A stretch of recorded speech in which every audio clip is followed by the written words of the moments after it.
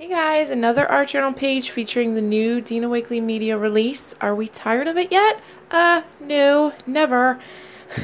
So I'm starting out with some Dina Wakley media acrylic in blushing, fuchsia, and eggplant. And then I also have some of the Liquitex soft body acrylic from the Muted collection in muted violet. And I'm starting out with the blushing, and I'm adding a little bit of white gesso, which acts as my white paint because I don't have any. And I'm just gonna apply that all over the background and add a little white in there for a little bit of color variation. And I'm gonna cover the whole background, which is usually unlike me, but sometimes you gotta switch it up. So once I'm happy with the way the blushing and the white looks, I'm going to go in with a little bit of the fuchsia around the edges with, I'm also using the Dina Wakley paint brushes, the ones with the long handle, which have a pretty stiff bristle on them. And it really shows a lot of those paintbrush lines, which I really enjoy the look of. If you were doing this, of course, you could make it more blendy if that's what you're into. So I'm also adding a little bit of the eggplant, and then I'm going to go in with a smaller yet brush with the Liquitex Muted Violet and add a little touches around the edges. This here is a stamp by Dina Wakley. It is called Sketchy Circles, I believe, or Funky Circles. And I'm just going to apply some of that fuchsia paint to it and stamp using the paint. I'm applying it to my stamp using a makeup sponge. I like getting the cheap makeup sponges from the dollar store. You get like a bunch of them in a pack, and they're just instrumental to crafting and arting, in my opinion. So I also have this paint by Studio Calico. It's a color theory paint. I honestly don't even know where I got it. I can't imagine I would have purchased it, so I'm thinking it probably came like free with something. It's gold in the color 24 karat. And then I was showing you the lids that I'm using to make circles on my pages. The larger lid is from the Tim Holtz collage tissue, and the smaller lid is from a Dilutions ink spray bottle. So I'm going to stamp with the gold all around with my circle stamps, my makeshift circle stamps. And then I'm also going to stamp a little bit with that muted violet to get a little bit of contrast. I'm trying to keep with the circle theme. And once that's dry, I have some Very Berry ink. It is from the new Letter It release. And I'm inking up just the outside, the scribbly text portion of this circle stamp by Dina Wakley. And I was trying to stamp it right along the curve of the circle, but it didn't really work out. But that's okay, it's all background, so it doesn't really matter. And I'm also going to stamp the inside of this circle stamp that has like a scribbly text in one of the older Letter It inks called Plum. And I'm going to go through my collage papers to see which one I want to use. And at this point, I don't know if I want to use black or white. I do know that I want to use one of the papers that has circles on it because I'm trying to keep with the circle theme. It just helps when you keep elements similar, it helps the page be more cohesive, in my opinion. So that's why I'm trying to stick with circles. So I'm stamping one of the new stamps from this release. It's called Quirky People, and this chick just looks really regal to me.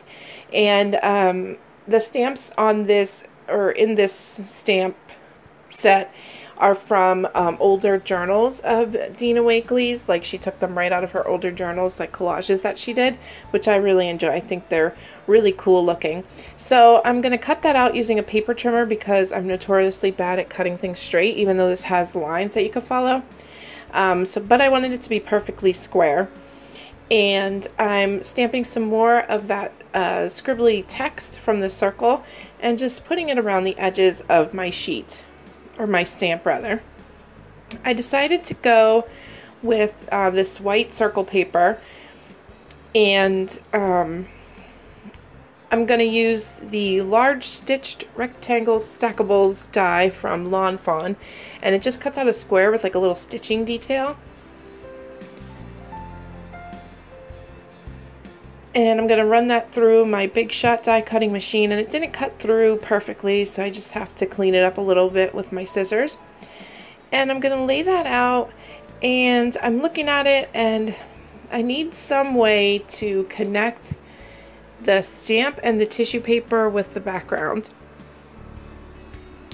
So I take one of those rectangle dies, the same one I used to cut out the tissue paper, and I'm going to trace the inside of the die with a Stabilo Mark Saw, which is a water-soluble black pencil. And then I'm just going to use some water in my watercolor brush to activate that color and make it kind of like feather out from the inside so that you can kind of see it through the tissue paper, and it adds just a little something behind that tissue paper there, and you'll be able to see it coming out from the edges of the tissue paper.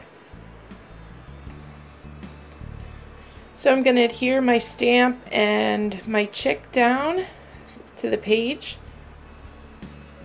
just using a little bit of tape runner. And this is one of the new fine liners from the Letter It collection in the .09 tip. And I'm just going to journal a little bit around my stamped image and then around the tissue paper. And I'm journaling a quote that says, "There but for the grace of God go I." And regardless of religious beliefs or your faith or whatever, it's just a nice reminder that things could be a lot worse. I mean, I'm 35, and a big portion of my friends from high school are no longer with us, whether it be from the opioid crisis or suicide, and it's just a nice reminder to me that it could have turned out differently for me. So yeah, that got a little heavy. So I'm adding a little bit of the Dina Wakley washi tape to my chick there, and a little bit going down into the tissue paper. And it's just going to be a little backing to one of the new collage words, and I'm using the collage words phrase that says "every day is another chance," which I think ties in nicely with my journaling. So I'm going to use my paintbrush with some water to draw around that quote and then rip it out so I don't have like a cut sharp edge. And once I put it down, I realized that the washi tape that I used was a little light and you couldn't really see it. So I'm just going to pop some of this yellow washi tape right on top rather than having to take that washi tape, the blue washi tape up. And then I'm just going to adhere that down with some Collage Page Matte. Just in the center, I'm applying the glue so the edges aren't adhered down, so they lift up a little bit.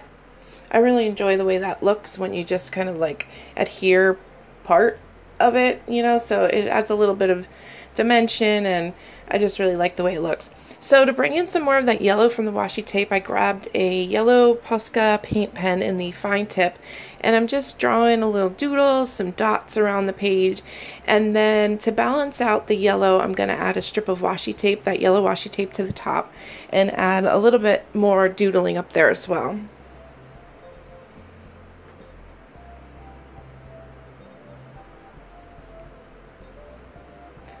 I'm going to add some white splatters with just watered down gesso.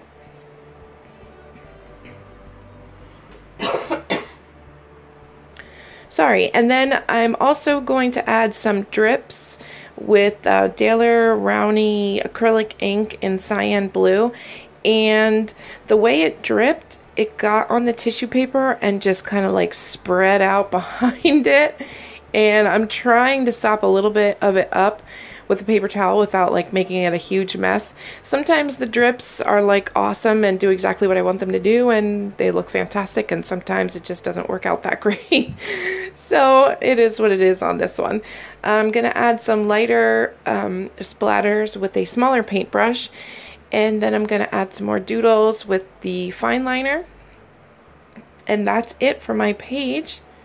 Thank you so much for watching, and I will talk to you guys soon. Bye-bye.